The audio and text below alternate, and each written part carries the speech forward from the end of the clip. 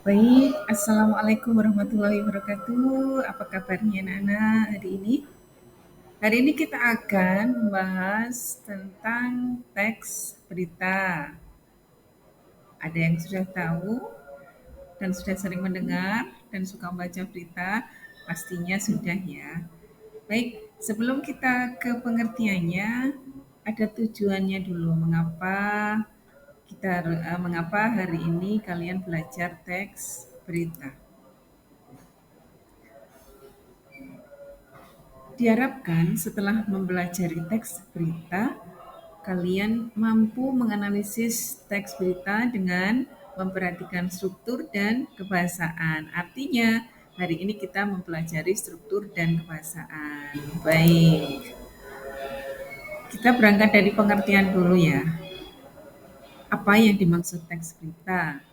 Teks berita adalah teks yang menyampaikan kabar atau informasi mengenai peristiwa yang sifatnya faktual dan aktual. Disampaikan kepada siapa? Pada masyarakat. Gitu. Berikutnya, ada unsur-unsur teks berita yang harus kalian pahami, yang biasa kita kenal dengan 5W1H, yaitu apa, di mana, kapan, siapa, mengapa, dan bagaimana. Nah, untuk mempermudah kalian mengingatnya, bisa disingkat menjadi adik Simba. Gitu ya, adik Simba, bukan adiknya Simba.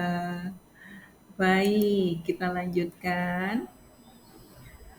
Penjelasannya apa digunakan untuk menanyakan objek, di mana itu menanyakan tempat, kapan menjelaskan terjadinya suatu peristiwa, kemudian siapa untuk menjelaskan subjek, mengapa itu menjelaskan alasan suatu sebab, kemudian bagaimana menjelaskan proses terjadinya peristiwa. Bisa dipahami ya? Bisa dong. Baik, kita masuk ke struktur teks berita. Ada 3 struktur teks berita. Kepala berita, tubuh berita, dan kaki berita. Di bagian awal namanya kepala berita, di tengah isi itu tubuh namanya. Lalu di bagian akhir, di akhir sendiri itu ada kaki berita. Baik, bisa dilanjutkan ya. Kita masuk ke kebahasaan teks berita. Ada verbal transitif, yaitu jenis kata kerja yang bentuknya bisa diubah antara pasif dan aktif, berarti menggunakan me dan di. Mengerjakan, dikerjakan gitu ya, pasif dan aktif. Lalu menggunakan kata kerja pewarta, ada bahasa ujarnya di situ. Lalu ada adverbial, kata yang menunjukkan keterangan tempat bisa, lalu suasana juga bisa. Baik, berikutnya menggunakan konjungsi. Ada yang masih ingat konjungsi? Konjungsi adalah kata hubung, iya betul. Dan, atau, lalu, serta bisa menggunakan kutipan langsung dan tidak langsung. Yang ada tanda kutip gitu ya. Berikutnya kebahasaan menggunakan bahasa baku, objektif, yang digunakan singkat, padat, dan komunikatif. Bahasa yang digunakan adalah denotatif, artinya memiliki makna yang sebenarnya. Jadi bukan bahasa kias, memiliki makna yang sebenarnya. Ya, kalau api ya api. Kalau hatinya berbunga-bunga, bunga berarti ya bunga, bukan sedang bergembira itu. Baik,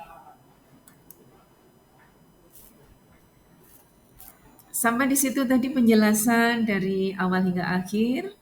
Apa itu teks berita, strukturnya, kemudian unsur ada 5W1H, adik simbanya ada, lalu menggunakan kebahasaan seperti apa teks berita tadi. Bisa disimpulkan sendiri dan dipahami Semoga kalian bisa memahami materi hari ini dan mampu menerapkannya. Ada sedikit motivasi, jika kamu tidak mengejar apa yang kamu inginkan, maka kamu tidak akan mendapatkannya. Nah, jika kamu tidak bertanya, maka jawabannya maka jawabannya tidak. Dan jika kamu tidak melangkah maju, maka kamu akan berada di tempat yang sama. Artinya apa? Artinya kamu adalah termasuk orang yang rugi berat, rugi sekali. Itu terima kasih, semoga dapat dipahami dan semoga kita bisa bertemu lagi di kesempatan lain dengan materi yang berbeda. Tentunya begitu. Terima kasih. Assalamualaikum warahmatullahi wabarakatuh.